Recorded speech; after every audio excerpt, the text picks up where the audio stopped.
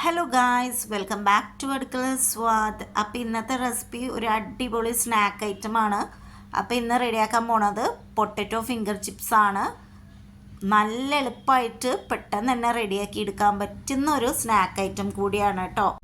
അപ്പോൾ ഗായ്സ്, ഞാനിവിടെ കുറച്ച് ഉരുളക്കിഴങ്ങ് എടുത്തിട്ടുണ്ടായിരുന്നു. അതിനെ നല്ലോണം കഴുകിയതിന് ശേഷം ഉരുളക്കിഴങ്ങിൻ്റെ തോലൊക്കെ കളഞ്ഞെടുത്തു കേട്ടോ. നല്ല ഹാർഡായിട്ട് തോലുള്ള ഉരുളക്കിഴങ്ങ് ഫിംഗർ ചിപ്സ് റെഡിയാക്കാൻ എടുക്കില്ല കേട്ടോ.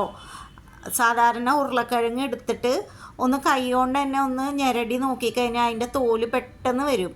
അങ്ങനത്തെ ഉരുളക്കിഴങ്ങാണ് നമ്മൾ ഇവിടെ ഫിംഗർ ചിപ്സ് റെഡിയാക്കാൻ എടുക്കണേ കേട്ടോ. ഇനി ഇതിനെ നമുക്ക് അടുപ്പത്ത് വെച്ച് കൊടുക്കാം. അടുപ്പത്ത് വെച്ചിട്ട് ഒന്ന് ജസ്റ്റ് ഒന്ന് കുക്ക് ചെയ്ത് എടുക്കണം.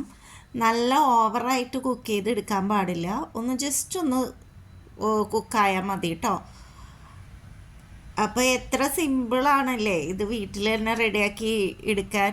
അതേസമയം നല്ല ടേസ്റ്റിയാണ്. കടയിലത്തെക്കാട്ടിയും നല്ല ടേസ്റ്റായിട്ട് നമുക്ക് വീട്ടിൽ തന്നെ റെഡിയാക്കി എടുക്കാം കേട്ടോ. അപ്പോൾ അതേ ഉരുളക്കിഴങ്ങ് ഇപ്പോൾ ഒരുവിധം വെന്തുണ്ട്. ഞാൻ ഒരു അരിപ്പിലേക്ക് ഉരുളക്കിഴങ്ങിനെ മാറ്റിയിട്ടോ. ഇനി ഇതിലെ വെള്ളമൊക്കെ കളഞ്ഞെടുക്കണം. വെള്ളം കളഞ്ഞെടുത്തതിന് ശേഷം ഒരു പ്ലേറ്റിലേക്ക് മാറ്റി കൊടുക്കാം.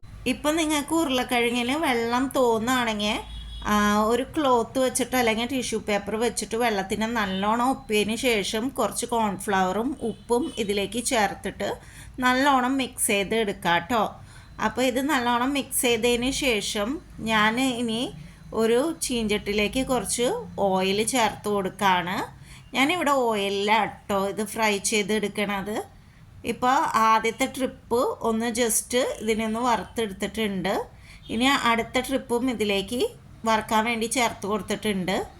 അപ്പോൾ വറുത്തെടുത്ത ഫിംഗർ ചിപ്സിന് ഒന്നും കൂടി എല്ലാം കൂടി ഇട്ടിട്ട് ഒന്ന് ഫ്രൈ ചെയ്ത് എടുക്കുകയാണ് കേട്ടോ. എന്നാലാണ് ഒന്നും കൂടി നല്ല ക്രിസ്പി ആയിട്ട് നമ്മുടെ ഫിംഗർ ചിപ്സ് റെഡിയായി കിട്ടുള്ളൂ കേട്ടോ. അപ്പോൾ സ്പൈസി ആയിട്ട് ഫിംഗർ ചിപ്സ് കഴിക്കണ താല്പര്യമുള്ളവരാണെങ്കിൽ ആ കോൺഫ്ലവർ ചേർത്ത സമയത്ത് തന്നെ കുറച്ച് മുളക് പൊടിയും ചേർത്ത് ഒന്ന് മിക്സ് ചെയ്തെടുത്ത് ഫ്രൈ ചെയ്തെടുക്കാം കേട്ടോ. വേണമെങ്കിൽ പെപ്പറും ചേർത്ത് കൊടുക്കാം. അപ്പോൾ ഇത് റെഡി ആയിട്ടുണ്ട്. നല്ല ക്രിസ്പി ആയിട്ടുണ്ട്. അപ്പോൾ എല്ലാവരും ട്രൈ ചെയ്ത് നോക്കുക. വീഡിയോ ഇഷ്ടമായി ലൈക്ക് ചെയ്യുക. അടുക്കള സ്വാദ് ആദ്യമായിട്ട് കാണുന്ന കൂട്ടുകാരുണ്ടെങ്കിൽ ഒന്ന് സബ്സ്ക്രൈബ് ചെയ്യുക കേട്ടോ.